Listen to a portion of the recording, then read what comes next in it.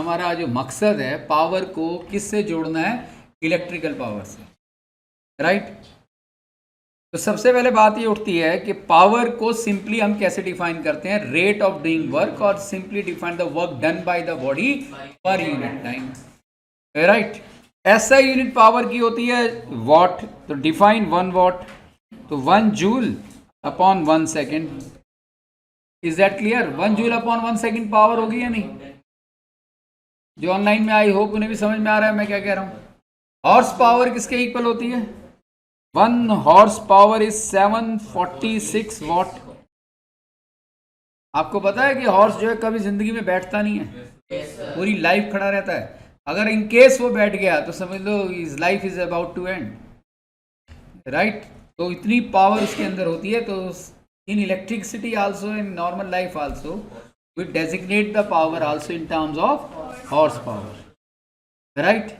अब जैसे यहां से अगर हमारी 4th फ्लोर पर जाना है इसी बिल्डिंग के, 15 मीटर की हाइट है, right. So there is one person who takes around 15 seconds, another one who takes around 20 seconds. किसकी पावर ज्यादा है? 15। कैसे निकाला? क्योंकि power is inversely proportional to time. जितना कम समय लगेगा उतनी ज्यादा पावर होगी, जितना ज्यादा समय लगेगा उतनी कम पावर होगी। ये तो बात होगी 9th क्लास के पावर की। हम 10th में इसे कैसे डिफाइन करेंगे? अगर हम इलेक्ट्रिकल पावर की बात कर रहे हैं तो इसका मतलब क्या है? The rate of consumption of electrical energy by a device.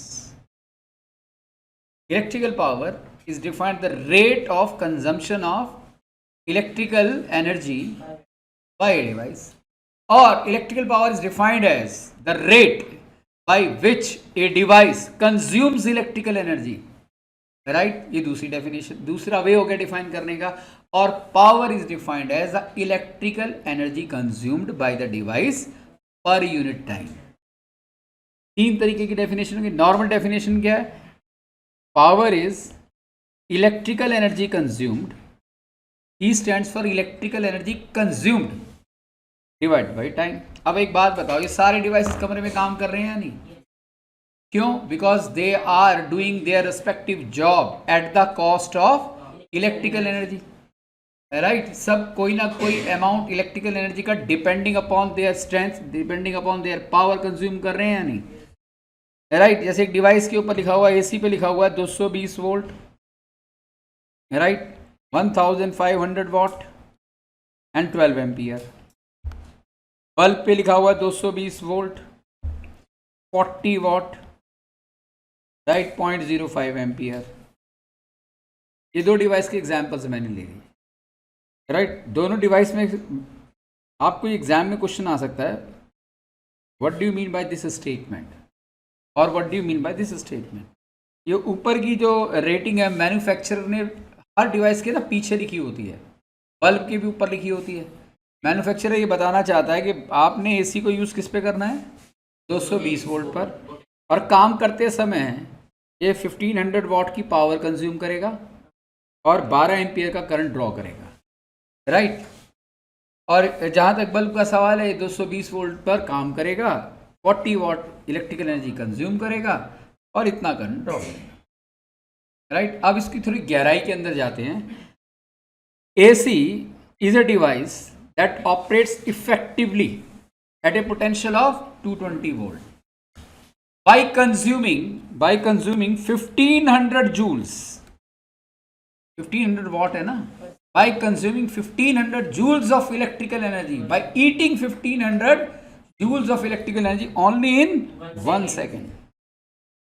और जहां तक इसका सवाल है, it consumed only 40 joules in 1 second। तो फर्क है या नहीं? ज्यादा एनर्जी कौन कंज्यूम कर रहा है? तो बिल किसका ज्यादा आना चाहिए? क्वाइट ऑब्वियस है। Is that clear?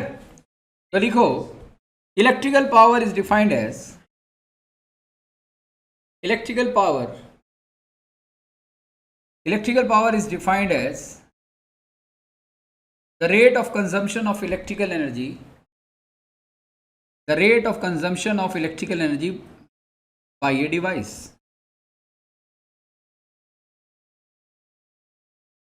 by a device or simply it may also defined as, or simply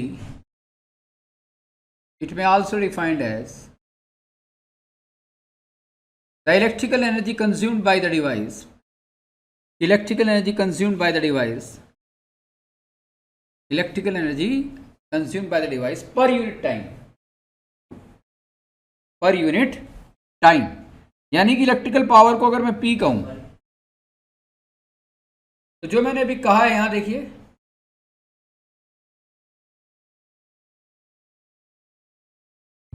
अगर मैं इलेक्ट्रिकल पावर को पी से डिनोट कर रहा हूं तो इलेक्ट्रिकल पावर किसके बराबर होगा, energy consumed by the device divided by time, right और नॉट। ये फार्मूला हो गया। अब पावर के जो फार्मूले हैं हम उसकी तरफ अपने आप को प्रोसीड करेंगे। Energy and work are equivalent और नॉट, तो क्या मैं इसे यूं लिख सकता हूं, वर्क अपॉन टाइम लिख सकता हूं या नहीं? कॉपी क्यों कर रहे हो यार, समझो, कितनी बार बताऊंगा, right. Energy upon time is equal to work upon time. याद है पोटेंशियल क्या होता है, पोटेंशियल क्या होता है, अब mv स्क्वायर पोटेंशियल। कितना कहाँ ध्यान है, देख कितनी जल्दी है गलत आंसर बताने की, है work upon charge, very good. Potential क्या है, वर्क अपॉन चार्ज। तो वर्क क्या है, पोटेंशियल इनटू चार्ज। तो मैं वर्क की जगह लिख सकता हूं ना potential into charge divided by time कर सकता हूं या नहीं। फर्दर मैं इसको लिख सकता हूं ना potential into charge by time. अरे भाई ये जो टी है क्यू के नीचे ले आया, वी अलग कर दिया, तो पावर किसके इक्वल आ गई, वी इंटू आई, क्योंकि चार्ज अपॉन टाइम क्या होता है, करंट। तो इलेक्ट्रिकल पावर का एक फॉर्मूला सामने आया, electrical power is the product of the potential and the current flowing through the circuit. Is that clear? I hope समझ में आ रहा होगा। So electrical power of a device can also be configured or calculated by the multiplication of the potential given to the device and the current flowing through the device itself. Right? अगर हम 1 watt की बात करते हैं यहाँ define करेंगे तो बिल्कुल सीरियस रहा सर, मजाक नहीं हो रहा, क्लास हो रही है यहाँ, एब्सोल्यूट सीरियस रहो। पावर है 1 watt, पोटेंशियल कितना है हमारा 1 volt, करंट कितना है 1 एम्पियर। 1 वॉट किसके इक्वल आया, 1 वोल्ट एम्पियर, राइट और नॉट।